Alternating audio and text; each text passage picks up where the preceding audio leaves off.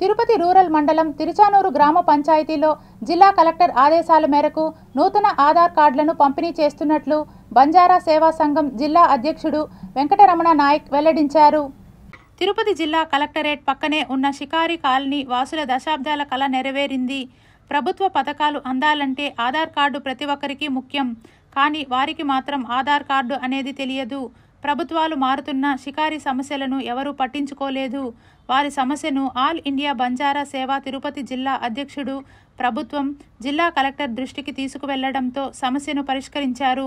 నేరుగా షికారి కాలనీలోని ఆధార్ క్యాంపును ఏర్పాటు చేసి వారికి అక్కడే ఆధార్ కార్డులను పంపిణీ చేశారు.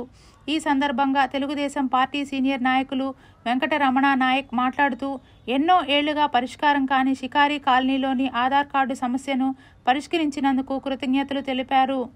ఈ ఆధార్ క్యాంపులో డిజిటల్ అసిస్టెంట్ సుమిత్ర, గిరిజన సంక్షేమ సంఘ ట్రెజరర్ సుమన్, ఉపాధ్యక్షులు రాజ్ కుమార్, షికార్లు పాల్గొన్నారు.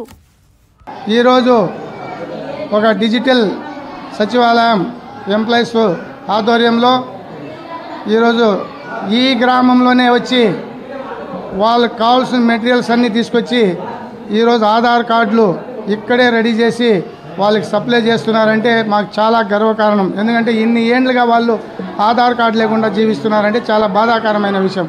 కాబట్టి అధికారులకి మరియు ప్రభుత్వానికి మేము ప్రత్యేకంగా ధన్యవాదాలు తెలియజేసుకుంటాం.